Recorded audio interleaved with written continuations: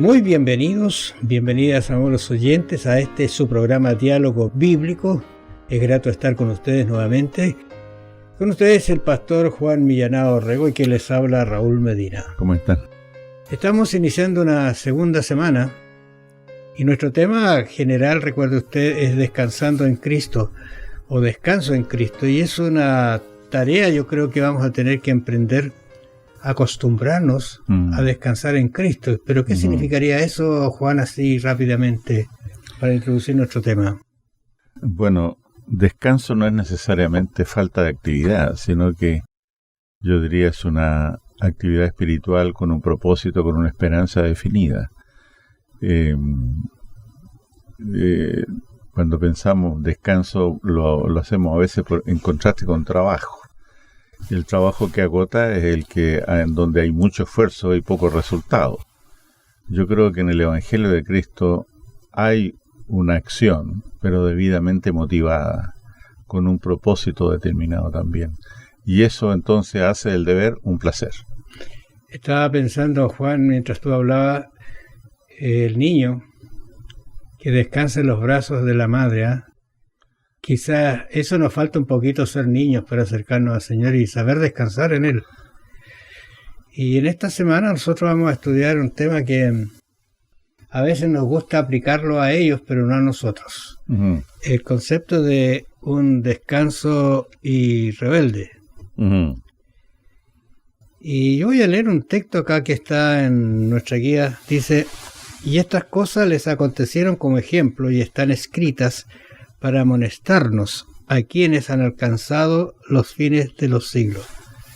Tengo que decir de que en realidad todo lo que estudiamos y lo que vemos y lo que hicieron no es para nuestro ejemplo en realidad que hicieron ellos, sino para evitarnos el problema que ellos tuvieron en realidad. Sí. Porque me parece que muchas de las cosas que ellos hicieron podrían estar pasando, y de eso vamos a conversar quizás más adelante, podrían estar pasando también en nosotros, y nosotros miramos hacia allá y pareciera que ellos cómo no entendieron, cómo no aprendieron, cómo seguían pensando en que allá estaban mejor. Cómo decir el pasado siempre fue mejor, es una frase que hay por ahí, tiempo pasado siempre fue bueno, dice, o mejor, pero pareciera que no es así, ¿eh? Sí. El texto que tú leíste, Raúl, tiene cosas muy interesantes. Tú leíste el verso 11, que decía, les acontecieron como ejemplo. Pablo está repitiendo lo que ya había dicho en el verso 6. Dice allí, mas estas cosas, verso 6, sucedieron como ejemplos para nosotros, para que no codiciemos cosas malas como ellos codiciaron. Y fíjate que este asunto que está sancionado en los mandamientos, la codicia, es un asunto que el propio apóstol Pablo descubrió que estaba en su corazón, ahí en Romanos 4. Dice que cuando él vivía en forma autocomplaciente no se daba cuenta, pero cuando, digamos, los mandamientos actuaron en él, el pecado revivió y descubrió la codicia. Entonces, santos hombres de Dios famosos también sufrieron por este asunto, ¿eh? Y lo otro que aparece en este verso es la frase al final, a quienes han alcanzado los fines de los siglos. La verdad que esta es una frase muy rica, que da, digamos, el inicio de esta frase, los fines de los siglos, está en Génesis 3:15. Porque en los momentos cuando Cristo muere en la cruz, son los fines de los siglos del Antiguo Testamento. Pero también está implicado porque dice que va a destruir al diablo, dice el texto, y va a aplastar la cabeza de la serpiente. Eso no ha acontecido, de manera que también está implicada la segunda venida de Cristo. Este es un texto muy especial que, digamos, al mencionar ahora la segunda venida de Cristo, naturalmente nos compete a nosotros. Bíblicamente, en el flujo de la historia bíblica, esta situación de que estas cosas que acontecen, que son para nuestra amonestación y no nos damos cuenta, como tú dices, lo que está ocurriendo. Claro, a veces en el tráfago de la vida, nosotros vemos árboles y dejamos de ver el bosque. Y aquí este texto te presenta el bosque completo, el plan completo, la primera y segunda venida de Cristo. Ahora este concepto de sin descansos y rebelde nos ayuda a entender un poco, nos va a ayudar a entender al estudiar esta semana, que es bueno no centrarse tanto en el pasado, en lo que va a suceder, en lo que sucedió, y no mirar las bendiciones, los cuidados que Dios tiene hoy día para nosotros, porque eso es un problema que ellos tuvieron. Por ejemplo, estoy pensando aquí en Números, este concepto de agitación en el desierto que se produce. Es bueno entender por qué se produce. Dice, aconteció que el pueblo se quejó a oídos de Jehová y lo oyó Jehová, y hay algo que parece interesante, y subió la ira de Jehová sobre la murmuración de ellos. ¿Qué está pasando? ¿Qué es lo que sucede? ¿Qué es lo que hay? Dice que entonces el pueblo clamó a Moisés, y Moisés oró a Jehová, y el fuego se extinguió. Quizás hay que entender un concepto de cómo estaba organizado el pueblo. El pueblo estaba al centro, estaba el santuario. Alrededor, ¿no es cierto?, las tribus de Leví, de Aarón, las principales que tendrían el santuario, y luego las otras tribus alrededor.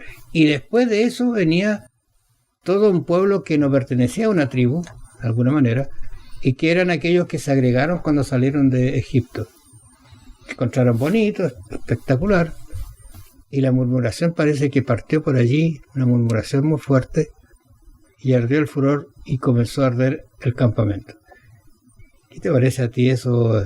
Medio extraño. Bueno, esta es una manifestación divina que no viene, digamos, con un recordatorio de las promesas en base a un libro escrito.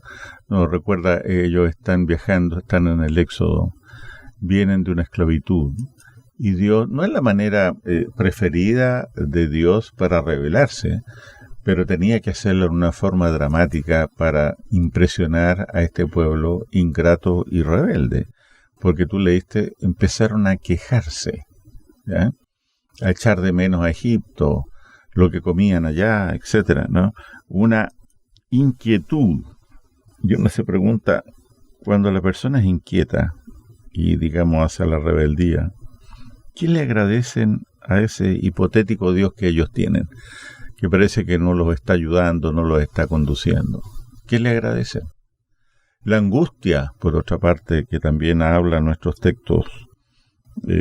Tú sabes, acá en el mundo hubo, por allá por el año 1348 hasta 1350, la famosa peste negra, que produjo una gran angustia en el mundo porque murieron, pero significativamente, muchas personas.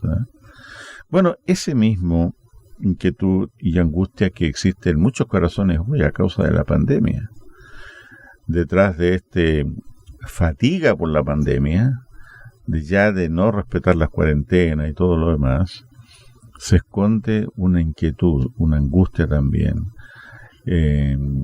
una insatisfacción en el corazón, ¿ya? De manera que hay muchos paralelos que se podrían hacer cuando vemos en el relato bíblico que tú leíste esta inquietud, esta angustia, esta desazón. En el fondo es una condición espiritual anómala, no confiar en la conducción divina y sentirse realmente a la deriva. Pero es un sentimiento, no es una realidad. Dios está allí, está conduciendo, está escuchando, y es capaz, Dios, porque dice, descendió fuego y quemó una parte del campamento, y Moisés oró y se extinguió el fuego, pero Dios es capaz de manifestar agrado como también desagrado.